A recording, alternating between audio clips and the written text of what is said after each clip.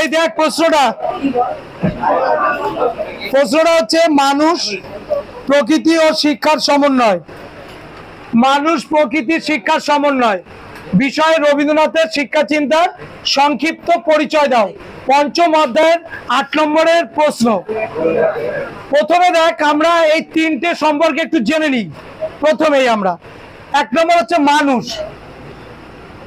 আচ্ছা, মানুষের সংজ্ঞা পুরোপুরি আলাদা তো? প্রকৃতির সংজ্ঞা পুরোপুরি আলাদা, শিক্ষার সংজ্ঞা পুরোপুরি আলাদা। তিনটেকে রবীন্দ্রনাথ সমন্বয় করতে চেয়েছেন, সমন্বয় অর্থাৎ একত্রিত করতে চেয়েছেন। মানুষ কাকে বলে? যাদের বিবেক আছে, বুদ্ধি আছে, চিন্তা করা করতে পারে। বিবেক, বুদ্ধি, চিন্তা, সততা, মানবিকতা, মূল্যবোধ সমস্ত যাদের মধ্যে আছে, মনুষ্যত্ব, তাই সেই রকম ব্যক্তিগুলো মানুষ বলে পরিচিত। প্রকৃতি কাকে বলে? আমরা যেখানে বসবাস করছি তার আশেপাশের সমস্ত যে উপাদানগুলো আছে, পশু পাখি, গাছপালা, মানুষজন, সমাজ, সমাজের বিভিন্ন যে সংস্থা, ক্লাব, ধর্মীয় সংস্থা, এগুলো সমস্ত কিছু নিয়ে হয় প্রকৃতি। শিক্ষার সংজ্ঞা কি? শিক্ষার সংজ্ঞা কৌটিল্য দিয়েছে, শঙ্করাচার্য দিয়েছে, বল্লভাচার্য দিয়েছে, ঋষি কণাদ দিয়েছে। আমরা কোনটাকে নেব? জন ডিউ দিয়েছে, পেস্টালসি দিয়েছে, হার্বার্ট স্পেন্সার দিয়েছে, হেগেল দিয়েছেন, অ্যারিস্টটল দিয়েছেন, প্লেটো দিয়েছেন। আমরা কোনটা নেব? কিন্তু এক থেকে নেব। কে সে? সে হচ্ছে স্বামী বিবেকানন্দ। স্বামী বিবেকানন্দের সংজ্ঞাটা আমরা সব থেকে বেশি গ্রহণযোগ্য বলে মনে করি। কি বিবেকানন্দের সংজ্ঞা? Education is manifestation perfection in already man. তার মানে মানুষের অন্তর্নিহিত শক্তির পরিপূর্ণ বিকাশই হচ্ছে শিক্ষা, এটাকে বলা হচ্ছে। রবীন্দ্রনাথ শিক্ষা সম্পর্কে সংজ্ঞা দিয়েছেন, মহাত্মা গান্ধী শিক্ষা সম্পর্কে সংজ্ঞা দিয়েছেন, ডক্টর জাকির হোসেন তিনিও দিয়েছেন, এপিজে আব্দুল কালামও দিয়েছেন। আমরা কোনটা নেব? বিদ্যাসাগর তিনিও দিয়েছেন। তাহলে এই যে শিক্ষার সংজ্ঞা এতগুলো, মূল কথা হচ্ছে কি, আমাদের মধ্যে যে ব্রহ্ম শক্তি আছে, ব্রহ্ম শক্তি, এই শক্তির যদি বিকাশ ঘটাতে পারি, এই শক্তির যখন বিকাশ ঘটবে, যত সময় না ঘটছে শিক্ষা আমাদের তত সময় সম্পূর্ণ হচ্ছে না। তাহলে শিক্ষার বিকাশ ঘটাতে গেলে আমাদের ভেতরে যে এই যে অন্তর্নিহিত যে ব্রহ্ম শক্তি আছে, এই অন্তর্নিহিত ব্রহ্ম শক্তিটা আমাকে কি করতে হবে? এটাকে বার করে আনতে হবে। এই বার করার কাজ হচ্ছে শিক্ষকদের, সহায়কের ভূমিকা পালন করে শিক্ষক। রবীন্দ্রনাথ চেয়েছেন শিক্ষাটা হবে, শিক্ষকদের কাজ হবে এই অন্তর্নিহিত ব্রহ্মশক্তি এটাকে বের করে আনা এবং প্রকৃতির কোলে শিক্ষাটাকে পরিচালনা করা এবং মানুষ হিসাবে তাকে প্রকৃত মানুষ হিসাবে গড়ে তোলা। এই তিনটের সুষম সমন্বয় যদি হয়, সুষম যদি এই সমন্বয় হয়, তবেই শিক্ষাটা সম্পূর্ণ হবে, নইলে হবে না। এবং এর জন্যে তার কিছু লেখাতে শিক্ষার এই সুষম সমন্বয়, এই তিনটের আমরা 3-4টে বই পাই, যে বইগুলো থেকে আমরা এইগুলো জানতে পারি। তার নাম কি? 1 নম্বর বই হচ্ছে ছাত্র সম্ভাষণ বলে যে বইটা, সেই বইটাতে শিক্ষার সম্পর্কে তার নির্দিষ্ট যে আইডিওলজি আছে, সেই লক্ষ্য বা আইডিওলজি সেগুলো তুলে ধরেছেন। 2 শিক্ষার হেরফের, এই বইটা পড়লেও আমরা রবীন্দ্রনাথের শিক্ষা দর্শনটা পাই। 3 তার যে নিজের যে জীবন স্মৃতি, সেই জীবন স্মৃতি থেকেও আমরা শিক্ষা সম্পর্কে জানতে পারি। এবং আরেকটা আমি লিখব 4 নম্বরে, সেটা হচ্ছে শিক্ষা নামক যে প্রবন্ধ, সেখান থেকে পড়লেও আমরা কিন্তু এইগুলো জানতে পারি। তাহলে এখান থেকে শর্ট প্রশ্ন হয়ে গেল। এবং এইগুলো আসে যে শিক্ষার হেরফের কি বিষয়ক লেখা, রবীন্দ্রনাথের এটা কি বিষয়ক লেখা, শিক্ষার হেরফের আমরা লিখবো তখন শিক্ষার সম্পর্কে তার নিজস্ব চিন্তা ভাবনা, সেই বিষয়ক লেখা। নৌকাডিপি, নৌকা বা শেষের কবিতা বা শিক্ষার হেরফের বা চোখের বালি, এর মধ্যে রবীন্দ্রনাথের কোনটা শিক্ষা বিষয়ক তার লেখা, সঙ্গে সঙ্গে এটা বলে দেবো। বোঝা গেল কি বললাম? তাহলে এখান থেকেও শর্ট প্রশ্ন আসতে পারে। নেক্সট কি, রবীন্দ্রনাথের এই এগুলো ভূমিকার মধ্যেও আমরা লিখতে পারি বা লিখবো। এরপর আমরা ভূমিকাতে আর একটা লাইন লিখবো যে মানুষ প্রকৃতির শিক্ষার সমন্বয় বিষয়ে রবীন্দ্রনাথ তার মহামূল্যবান তিনটা সৃষ্টি। নাম্বার 1 বলে দিই, 1 নম্বর হচ্ছে তিনি শান্তিনিকেতন প্রতিষ্ঠা করেছিলেন। শান্তিনিকেতন কত সালে? 1901। 2 নম্বর কি লিখবো? 2 নম্বর বল, বিশ্বভারতী। সবই এই মতাদর্শের উপর ভিত্তি করে এই প্রতিষ্ঠানগুলো তৈরি করেছিলেন। বিশ্বভারতী কত সালে বল? 1921। 3 নম্বর বল, শ্রীনিকেতন। Thank you. কত সাল বল? 1922। এগুলো আমরা ভূমিকাতে লিখবো 1922। সব থেকে মজার ব্যাপার, বিশ্বভারতীটা এর মধ্যে অন্যতম। কেন? এই বিশ্বভারতী থেকে বিশিষ্ট ব্যক্তিরা এখান থেকে বেরিয়ে এসেছিল, যাকে বলা হয় ভারতের মুক্তি সূর্য। কে নাম বলতে পারবি?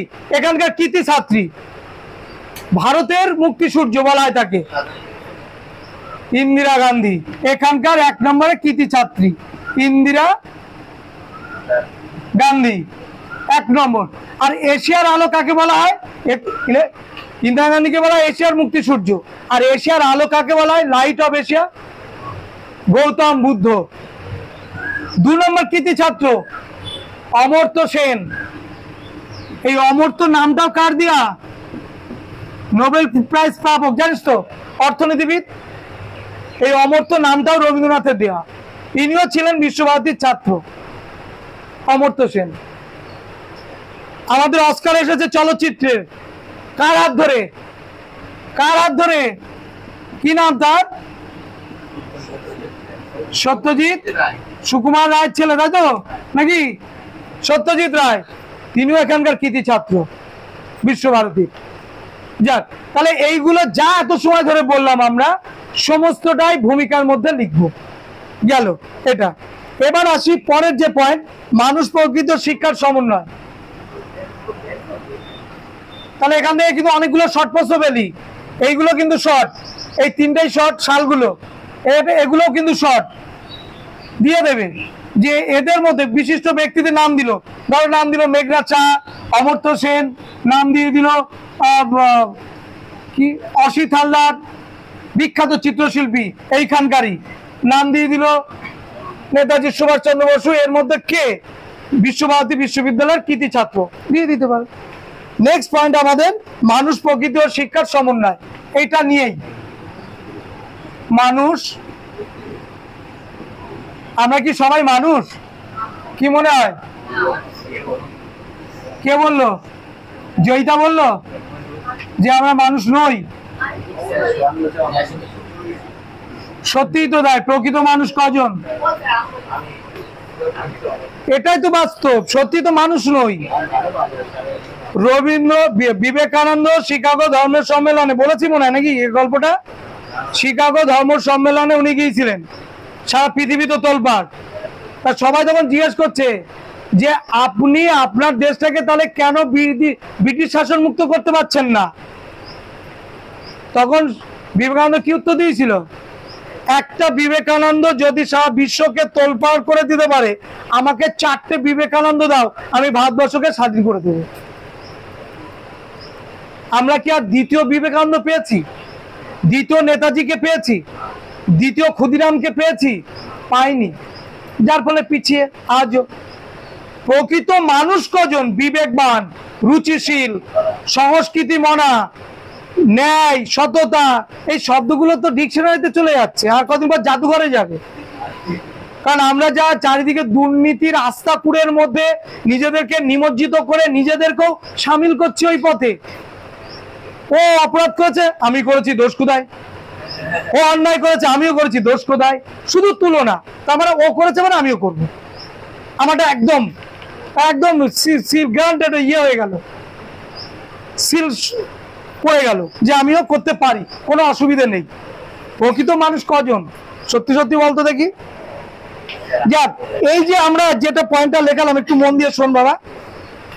এই যে পয়েন্টটা, এই পয়েন্টটার মধ্যে আমরা দুটো ব্যক্তির একটু কথা শুনবো।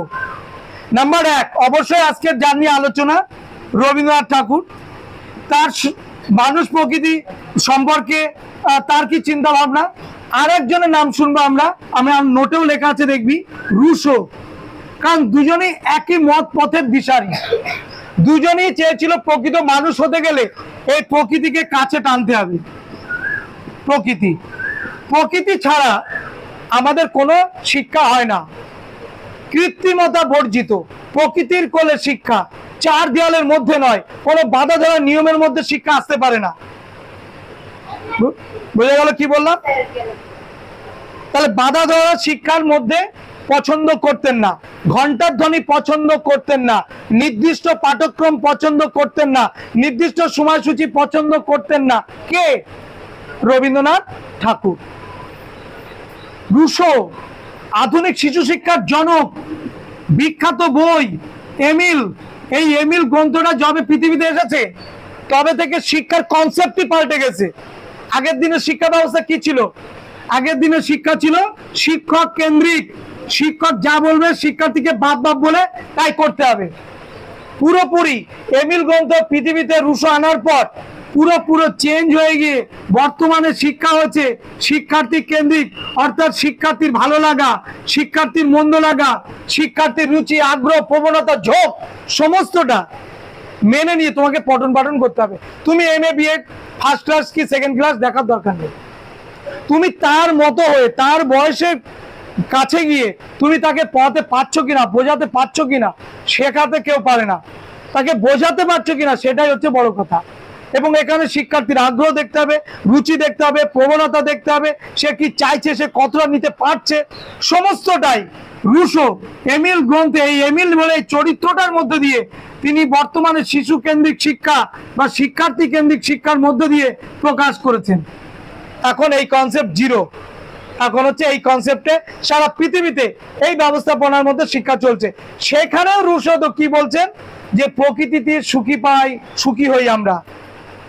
শিক্ষার্থী প্রকৃতির কোলে যদি শিক্ষা নিতে পারে সেই শিক্ষার্থী সুখী হয়, আনন্দ পায়, আনন্দমূলক অনুভূতিতে সাবজেক্টকে ভালোবেসে সে পড়াশুনো করে, জয়ফুল লার্নিং হয়। কিন্তু আমরা যারা পড়াই স্কুলে, এই যে তোরা যারা পড়তে এসছিস এই বিকেলবেলা খেলা বাদ দিয়ে এখানে এসেছিস, ভালো লাগছে? কখনো ভালো লাগে না। এখন আমাদের থাকার কথা কোথায়? খেলার মাঠে।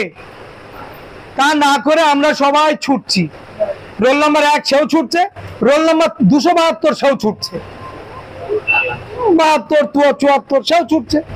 তাহলে এখন আমরা তো তোদেরকে ধ্বংস করছি। খেলাধুলো করলে স্মৃতিশক্তি বাড়ে, খেলাধুলো করলে এনার্জি হাই থাকে, খেলাধুলো করলে শারীরিক সক্ষমতা বাড়ে, খেলাধুলো করলে যে কোনো কাজে উৎসাহ উদ্দীপনা পাওয়া যায়। খেলাধুলো করবি না, কোনো উৎসাহ পাবি না, উদ্দীপনা পাবি না, জীবনের মানেটাই মনে হবে একটা অসহ্য রকম, যন্ত্রণামূলক। বুঝে গেল কি বলেছি? সুতরাং রুশো এবং রবীন্দ্রনাথ দুজনেই প্রকৃতির কোলে শিক্ষার কথা বলেছেন। চাপা গাছে উঠবে, লাফ দেবে, গাছতলায় ছাতিম তলায় বসবে, পড়াশুনো করবে, ছুটাছুটি করবে, এর মধ্য দিয়ে জয়ফুল লার্নিংটা হবে, একদম জয়ফুল লার্নিং।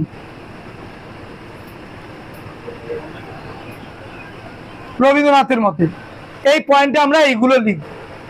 বোঝা গেল কি বলেছি? নেক্সট পয়েন্ট হচ্ছে সমাজের সঙ্গে মানুষের সম্পর্ক। সমাজের সঙ্গে শিক্ষার ও মানুষের সম্পর্ক কি?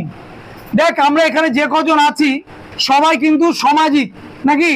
সামাজিক তো, সোশ্যাল ব্যান তো, হ্যাঁ? লিখে নিয়ে একটু, শিক্ষার সঙ্গে কার সম্পর্ক? এর সঙ্গে কার? একটা হচ্ছে সমাজের, শিক্ষার সঙ্গে সমাজের সম্পর্ক। আচ্ছা, সমাজের যা কিছু ঐতিহ্য, সমাজের যা কিছু চাহিদা, সমাজের যা কিছু সংস্কৃতি সব তৈরি করে কে? মানুষ তৈরি করে, তাই তো? শিক্ষা, সংস্কৃতি, কৃষ্টি যাই বলি না কেন মানুষ তৈরি করে। তো তো মানুষ সঙ্গে এই সমাজের যদি সম্পর্ক না থাকে তাহলে শিক্ষা, সংস্কৃতি, ঐতিহ্য তোর সঙ্গে আমার সঙ্গে যে বন্ধন, যে বন্ধুত্ব, এইগুলো কি গড়ে উঠবে? গড়ে উঠবে? কখনোই গড়ে উঠবে না যদি তোর সঙ্গে আমার সম্পর্ক না হয়। এই সম্পর্কটা তৈরি করে কে? এই সম্পর্কটা তৈরি করে শিক্ষা। পারিবারিক শিক্ষা প্রথমে তৈরি করে সম্পর্কটা। এটা তোর কাকা, এটা তোর জেঠি, এটা তোর মাসি, এটা তোর পড়শি, এটা তোর আত্মীয় স্বজন, এটা তোর বন্ধু বান্ধব। প্রথমে কে দেয় শিক্ষাটা? বাবা মা। সামাজিক শিক্ষা কে দেয়? বাবা মা। স্কুল দেয় না কিন্তু। স্কুল কখনো সামাজিক শিক্ষা দেবে না। স্কুলের বিষয় আলাদা, ওখানে 7টা সাবজেক্ট, ইতিহাস পড়ো, ভূগোল পড়ো, বিজ্ঞান পড়ো, হ্যাঁ, এইগুলো পড়তে হবে। কিন্তু সামাজিক শিক্ষা, নৈতিকতার শিক্ষা, শিষ্টাচারের শিক্ষা, ভদ্রতার শিক্ষা, বাড়িতে কেউ এলে তার সঙ্গে কি বিহেভ করতে হয় সেই শিক্ষা কে দেয়? পরিবার। তাহলে পরিবার এই সমাজের একটা অংশ, পার্ট। সেই সমাজ পরিবার তো সমাজের একটা অংশ। সেই সমাজের সঙ্গে সম্পর্ক অবশ্যই গড়ে তুলতে হবে, এবং এই বন্ধনটা যত বা বন্ধুত্ব যত গড়ে উঠবে, সমাজের সমস্ত মানুষের সঙ্গে তোর একটা হৃদ্রতা তৈরি হবে, ভালোবাসার জায়গা তৈরি হবে। রবীন্দ্রনাথ এটার উপরে গুরুত্ব দিয়েছেন। লাস্ট বলবো রবীন্দ্রনাথ যার উপর গুরুত্ব দিয়েছেন, এই প্রশ্নে লাস্ট যে পয়েন্টটা লিখবো সেটা হচ্ছে বিশ্বভারতী প্রতিষ্ঠা। নামটা কি? বিশ্বভারতী। নামের মধ্যে কিছু পাস খুঁজে, এই যে নামটা দিলেন এত কিছু, এখানে তো ধার ধরে গোবিন্দপুর দিতে পারতো। হ্যাঁ কিরে সুইটি, ধার ধরে গোবিন্দপুর দিতে পারতো তো নামটা। হ্যাঁ, বিশ্বভারতী না দিয়ে তো মরাগাঙ্গে জোয়ার দিতে পারতো, হ্যাঁ, বা অমাবস্যা দিতে পারতো, বা আর অন্য কোনো নাম দিতে পারো। উনি তো সুন্দর সুন্দর নাম দিত। এটা কেন দিল? সমগ্র বিশ্ব এইখানে এসে ধরা দেবে।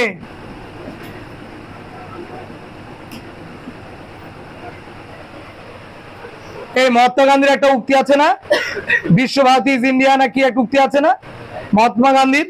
আজকের নোটে ছিল তো,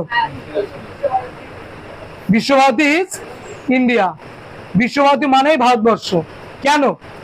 বিশ্বভারতীতে চেয়েছিলেন, এই নামকরণটা এরকম করেছিল যে সমগ্র বিশ্বের যা কিছু শ্রেষ্ঠ যে ছাত্র ছাত্রী আছে তারা এখানে আসবে। যেমন নালন্দা বিশ্ববিদ্যালয়, মনে আছে? নালন্দা বিশ্ববিদ্যালয়ে কারা এসেছিল? পৃথিবীর সেই সময়কালের অনেক বিশিষ্ট পণ্ডিত ব্যক্তিরা এসেছিল না? হাইয়েন এসেছিল না? হিউয়েন সাং এসেছিল না? লামা তারানাথ ছিল না? ওখানে সব ওখানে ইয়ে করেছে, পড়িয়েছে। যাকে তাহলে এই হচ্ছে ব্যাপার।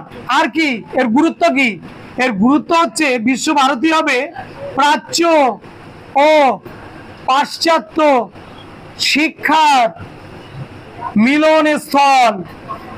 তিনি এই উদ্দেশ্যেই বিশ্বভারতী প্রতিষ্ঠা করেছিলেন, মিলন স্থল। কত সালে? 1921 সালে বিশ্বভারতী, তাই তো?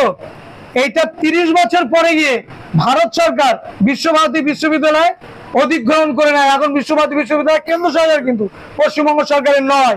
সেটা হচ্ছে 1951 সালে। এর প্রথম অধ্যক্ষকে বিধু শেখর ভট্টাচার্য। বিধু শেখর ভট্টাচার্য প্রথম অধ্যক্ষ। অধ্যক্ষ মানে কি এটা বলে বুঝতে পারবি না? প্রিন্সিপাল বলে চিনতে পারবি। আচ্ছা, ভেরি গুড। বিধু শেখর ভট্টাচার্য। প্রথম আচার্যকে? প্রথম আচার্য বল জওহরলাল নেহরু। প্রথম উপাচার্যকে? রবীন্দ্রনাথের ছেলে, পুত্র সন্তান। রবীন্দ্রনাথের পুত্র সন্তান কে? রথীন্দ্রনাথ। ঠিক আছে, 35 নম্বর প্রশ্ন দেখ আজকে। এর মধ্যে এগুলোকে ফেলে দিয়েছিস। পঞ্চম অধ্যায় 35 নম্বর লাস্ট কোশ্চেনটা ছিল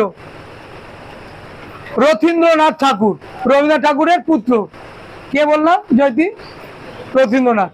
তাহলে এইটা লিখবো আমরা, তারপর একটা উপসংহার লিখবো। লিখলে এই প্রশ্নটা কমপ্লিট। এটা 8 নম্বরের একটা কোশ্চেন, পঞ্চম অধ্যায়। মোটামুটি বলা হলো। এবার নোটটা একটু পড়তে হবে। পড়ার পরেও যদি বুঝতে না পারিস আবার বলবি যে কোন পয়েন্টটা বুঝতে পারছিস না, সেটা বলবো। কিন্তু এখানে আরেকটা পয়েন্ট বাদ চলে গেল। সেটা হচ্ছে প্রকৃতির সঙ্গে সম্পর্কে। যে প্রকৃতি লেখা হয়নি, প্রকৃতিকে ধ্বংস করছে কে? মানুষ। গাছগুলো ধ্বংস করছে কে? মানুষ। তাই তিনি 1925 সালে, খুব সম্ভবত 1925 সালে তিনি পঞ্চবটি প্রতিষ্ঠা করেছিলেন এবং উনার মৃত্যুর দিন 22শে শ্রাবণ বৃক্ষরোপণ করা হয় আজও, কারণ উনি প্রকৃতিকে ভালোবাসতেন, প্রকৃতি প্রেমিক বলা হয়। সেম হচ্ছে রুশো, তাই প্রকৃতি ছাড়া কিছু নেই। প্রকৃতি থেকে আমাদের অনেক কিছু নেওয়ার আছে। এই যে গাছগুলো দাঁড়িয়ে থাকে, রোদ ঝড় বৃষ্টি ওর ওপর দিয়ে চলে যায়, ও নিশ্চুপ হয়ে একই জায়গায় দাঁড়ায় থাকে। আমি তুই হলে পারবো? তাহলে ওর যে ত্যাগ আমাদেরকে কি শিক্ষা দেয়? মহান হতে শিক্ষা দেয়। ত্যাগ মানে শান্তি, ত্যাগে ঈশ্বর পাওয়া যায়। তাহলে এটা তো শিখতে হবে গাছের কাছ থেকে। রবীন্দ্রনাথ নিজেই বলছেন, শৈশব কাল থেকে গাছ প্রকৃতির সঙ্গে আমার একটি নিবিড় যোগাযোগ ছিল। স্বয়ং রবীন্দ্রনাথ। তুই আমি হলে কি বলবো? ছোটবেলা থেকেই আমার সঙ্গে শয়তানি, দুষ্টুমি, চঞ্চলতা, অস্থিরতার সঙ্গে দারুণ সম্পর্ক ছিল। এখনো আছে। হ্যাঁ, এখনো আছে। হ্যাঁ, এলাইট বলছে ওরও এখনো আছে। ভালো। তাহলে এই পয়েন্টটাও এর মধ্যে ঢুকাতে হবে, তাহলে কমপ্লিট হবে। বোঝা গেল? তাহলে আজকে এইটা আমরা আলোচনা করলাম।